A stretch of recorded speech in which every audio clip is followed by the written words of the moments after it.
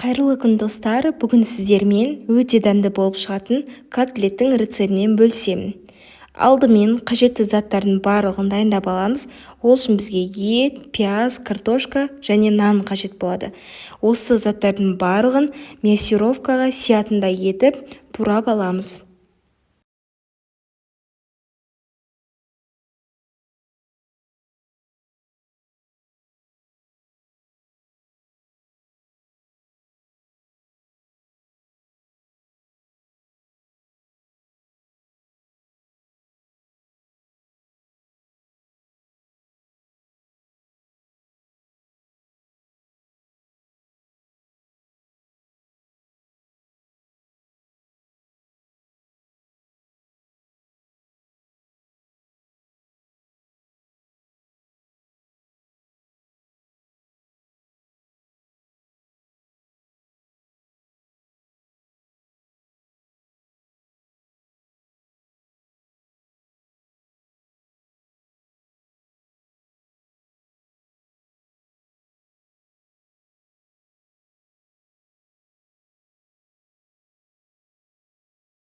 Мінекей барлық заттарды турап алдым.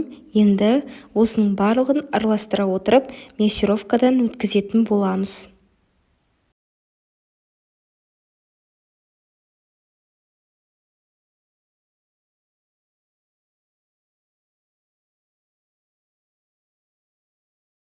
Мясировкадан өткізіп болдым. Енді дәміне қарай қара бұрыш және тұзымызды, 2 жұмыртқамызды салып, жақсылап араластырамыз.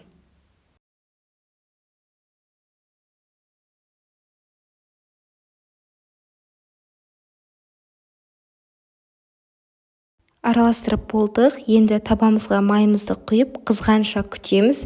Май қызғаннан кейін котлеттерімізді қызып тұрған майда 5-10 минуттай қуырып аламыз.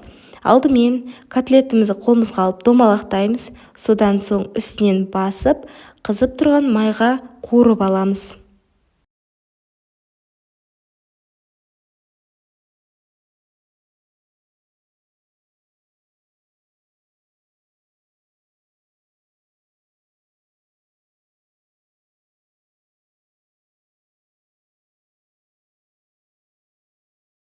Котлеттеріміздің екі бетін кезек-кезек қызарғанша қуырамыз.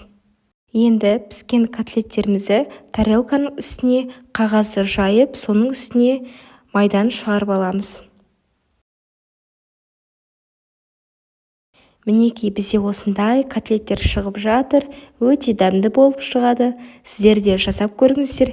Мен гарнирына күріш пен пюрені қайнаттым. Ал ас болсын. Сіздермен болған Балжан.